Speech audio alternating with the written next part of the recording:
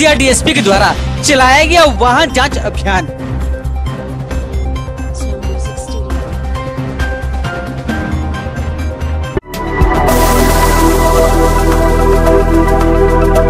हजारीबाग के एचएमसीएच में जल्द शुरू होगा वेंटिलेटर मशीन सुविधा।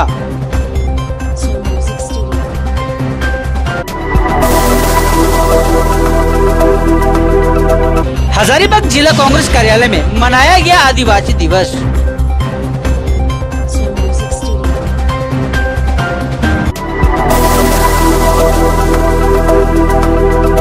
हजारीबाग सरना समिति के द्वारा आदिवासी दिवस सादे समारोह में मनाया गया।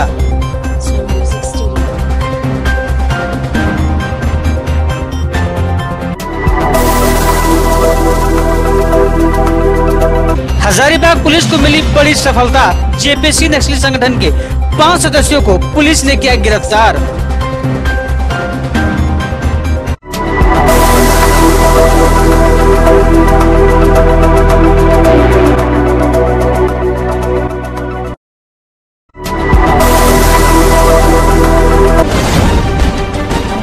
हजारीबाग में बीते रात वाहन चेकिंग अभियान सीसीआर डीएसपी अनिता लकड़ा के नेतृत्व में पुलिस बल के साथ चलाया गया, जिसमें बड़ी गाड़ियों की जांच एनएच पर की गई। आपको बता दें कि रात के समय में बड़ी गाड़ियों में अपराधी हथियार जैसे अन्य अवैध सामान लेकर जाते हैं। शहर में छिनतई और लूट की वारदात भी बढ़ गई है। इसको देखते हुए डीएसपी ने दल बल के साथ वाहन चेकिंग अभियान चलाया, जिसमें सभी 4 पहिया 2 पहिया वाहन से लेकर बड़ी गाड़ियों को रोक कर गाड़ियों की तलाशी ली गई। मौके पर सीसीआर डीएसपी अनिता लकड़ा ने बताया कि इन दिनों बढ़ते अपराध को देखते हुए वाहन चेकिंग अभियान चलाया जा रहा है।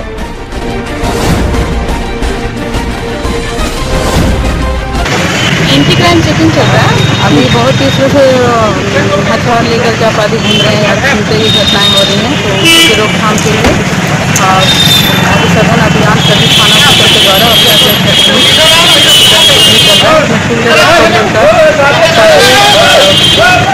अच्छे से चेक करके कराया जा रहा है कि वो शहर में इस तरह से अपराधियों की रोकथाम के लिए थाना द्वारा सघन।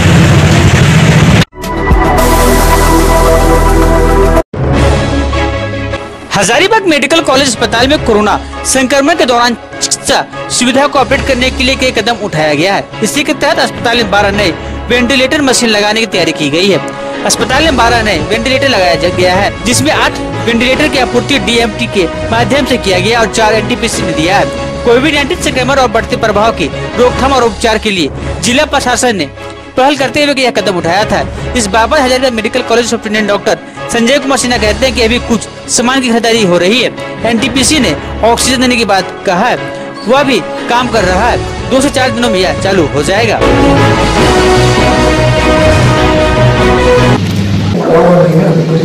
एनटीपीसी ने 8 मशीन दिया था, टीम में 4 मशीन दिया था।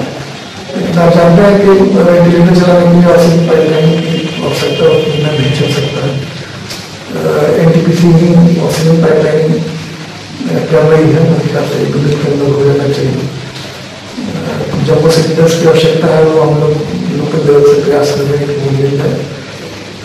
तो एक बहुत बड़ा हमारे लिए आईसीयू बनना हजारीबाग मेडिकल कॉलेज के लिए, अस्पताल के लिए बहुत बड़ी चीज़ होगी। टेस्ट करना है सब ठीक चल रहा है कि नहीं, कहीं दिक्कत नहीं है, अलार्म बज रहा है कि नहीं, कि मरीज को इलाज करना हम लोग को। लेकिन भरोसा है कि कुछ दिन के अंदर 3-4 दिन के अंदर मेरे ख्याल से उनका रेंडम हो जाएगा। हम कोशिश करेंगे कि जहाँ तक हो सके, ऐसे तो हम लोग सेवा कर ही रहे हैं, लेकिन जहाँ तक हो सके अगर किसी को ऐसे वेंटिलेटर की आवश्यकता बहुत कम पेशेंट को भी यहाँ से हुई है, ऐसा नहीं है, लेकिन जब होगी तो है हमारे पास, तो हम लोग करते हैं। रोज भी उसका बना रहे हैं, वेंटिलेटर चलाने सबके पास तो बात नहीं है। सीनियर डॉक्टर को लग रहे हैं, टीचर डॉक्टर हम लोग बना रहे हैं, उस पर काम कर रहे हैं। जो है उसमें करें। अब सब संसाधन खोजने से तो कुछ होता नहीं है, जो है उसमें हमको चलाना है, पॉजिटिव थिंकिंग के साथ करना है। ठीक है।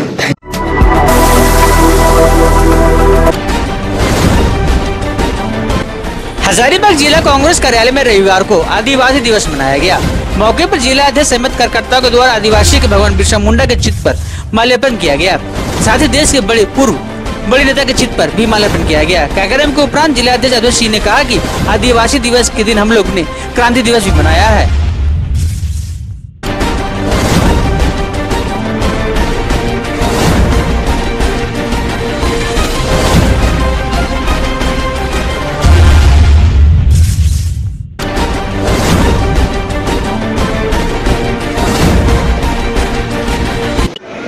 क्या कुछ किया जा रहा है आज कांग्रेस कार्यालय में? अगस्त क्रांति हम लोग मना रहे हैं विश्व आदिवासी दिवस के रूप में, और हमारे जितने भी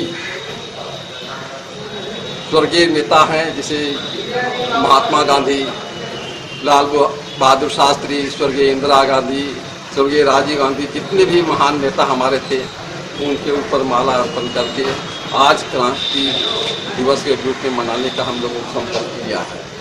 सबसे बड़ी बात है कि इस देश में जो भी स्थिति बन रही है उसमें अगस्त क्रांति का शुरुआत नई सिरे से करना होगा।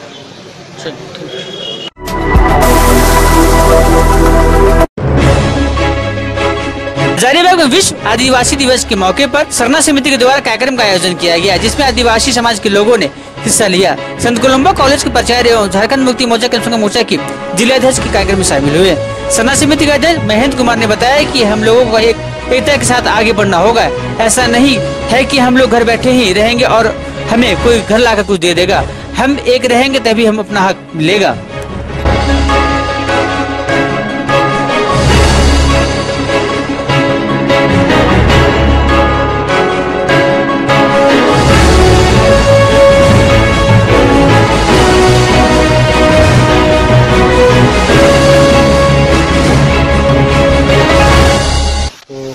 पूरे देश में दुनिया में हम लोग एक होने का परिचय देते हैं 9 अगस्त के आदिवासी दिवस के मतलब 9 अगस्त के दिन।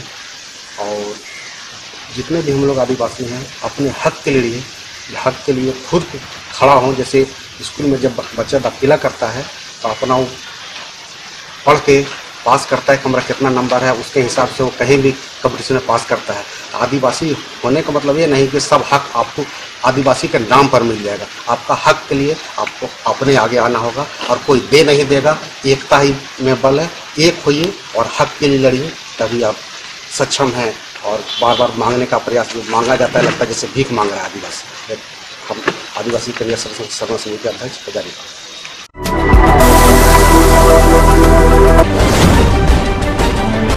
हजारीबाग पुलिस को बड़ी सफलता हाथ लगी है, जिसमें उग्रवादी संगठन बनाकर लीवी वसूलने के कार्य करने वाले 5 लोगों को गिरफ्तार किया गया है। हजारीबाग पुलिस डीएसपी ओम प्रकाश कुमार ने बताया कि हजारीबाग, चतरा, रामगढ़ और चाची क्षेत्रों में धमकी देने एवं लीवी वसूलने के लिए प्रख्यात इस गिरोह की उद्भेदन किया गया है और गुप्त सूचना के आधार पर इन लोगों की गिरफ्तारी की गई है। ये सभी पहले अमन साहू गिरोह के सदस्य हुआ करते थे। अमन साहू की गिरफ्तारी के बाद खुद का जीपीसी संगठन बनाकर इसके कमांडर के तौर पर कार्य कर रहे थे।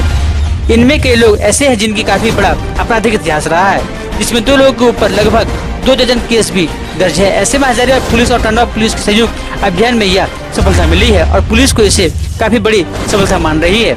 इन अभियुक्तों के पास से देसी कट्टा एवं एक अनदेसी मेड अग्नि शस्त्र बरामद हुए हैं। साथ ही कई राउंड गोलियां एवं मोबाइल सेट बरामद हुए, जिसकी छानबीन पुलिस के द्वारा की जा रही है।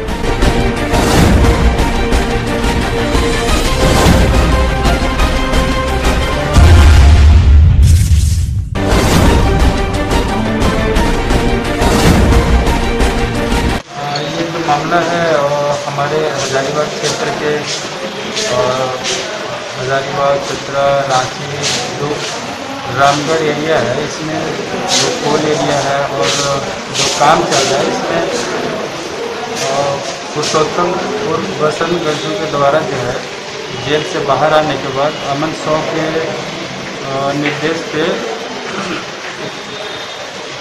एक काम कर रहा था, अवैध रूप से लेवी वसूलने का काम कर रहा था।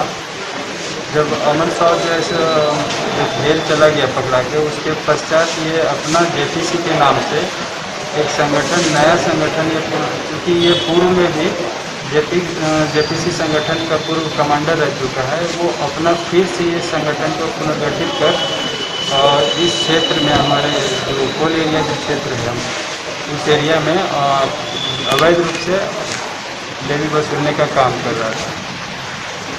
इसकी सूचना हम लोग को मिल रही थी, लगातार लोगों को धमकी दे रही थी।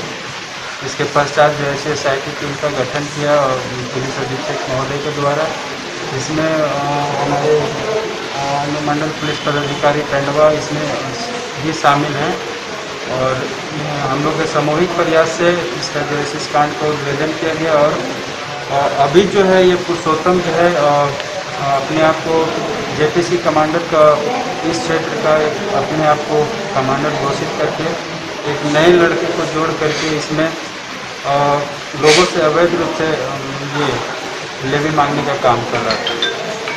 कितना हथियार बरामद किया गया सर? इसका आपराधिक इतिहास क्या रहा है?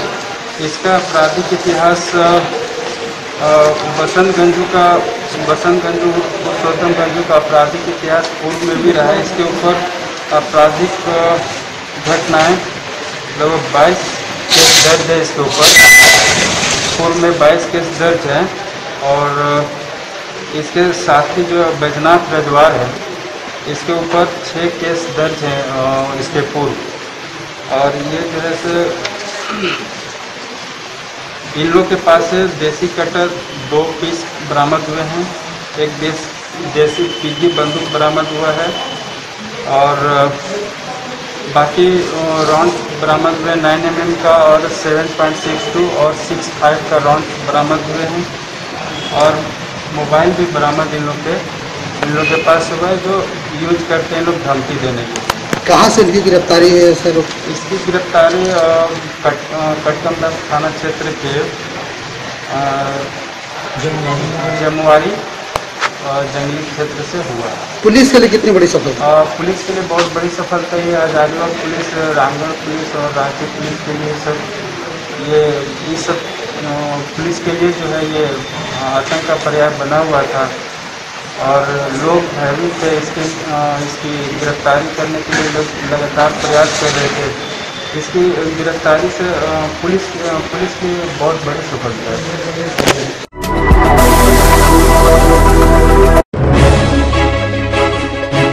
देश के 22 केंद्रीय मजदूर और कर्मचारी संगठनों ने आज 9 अगस्त के दिन को भारत बचाओ दिवस अखिल भारतीय स्तर पर मनाने का फैसला लिया था, जिसके आलोक में CITU हजारीबाग विरोध दिवस मनाया।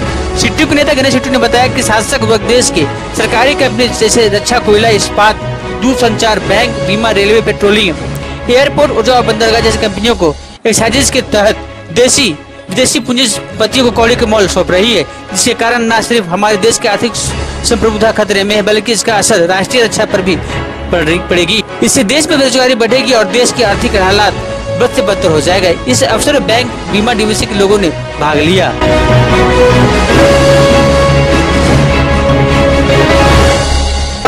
22 केंद्रीय श्रमिक संगठन और कर्मचारियों के आह्वान पर मोदी सरकार जो सरकारी कंपनियों को औने पौने दाम में बेच रही है, विनिवेश कर रही, 100% FDI कर रही है और कोरोना के नाम पर विश्व बैंक से लोन ले रही है, सरकारी कर्मचारियों का पैसा काट रही है, किसानों का फसल बीमा नहीं दे रही है। ये सारे चीज़ों को लेकर के आज अखिल भारतीय विरोध दिवस था, जिसके तहत CITU हजारीबाग में अखिल भारतीय विरोध दिवस में शामिल होकर के हम लोग का एक सूत्री मांग है कि कोरोना के आड़ में देश बेचना बंद कर दो।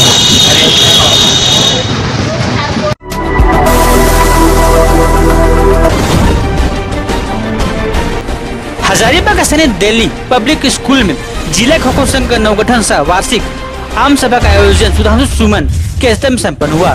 सभा में SM हाशमी झारखंड ओलंपिक संघ के कार्यकारी अध्यक्ष तथा झारखंड राज्य खो खो संघ के अध्यक्ष संतोष प्रसाद झारखंड राज्य खो खो संघ के कोषाध्यक्ष पर्यवेक्षक के रूप में उपस्थित थे।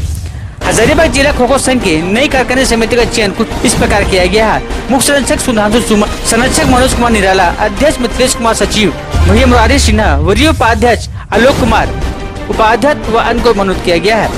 इस अवसर पर मुख्य संरक्षक सुधांशु सुमन ने हजारीबाग जिला खो खो संघ के सभी 9 चयनित पदाधिकारियों को अपनी शुभकामनाएं दी।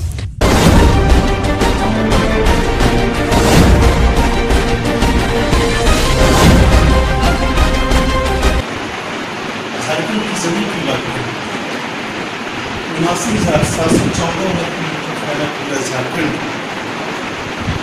में 24 जिले, 32,623 गाँव है, 260 प्रखंड है और 44 से 45 पंचायत है। उस 24 जिले में बागों का शहर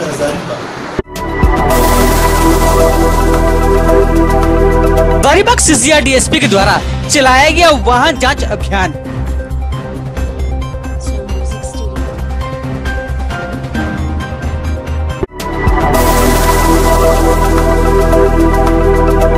हजारीबाग के एचएमसीएच में जल्द शुरू होगा वेंटिलेटर मशीन सुविधा।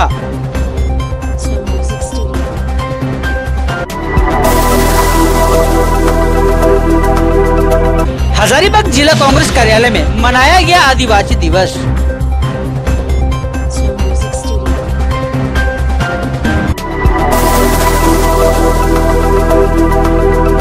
हजारीबाग सरना समिति के द्वारा आदिवासी दिवस सादे समारोह में मनाया गया।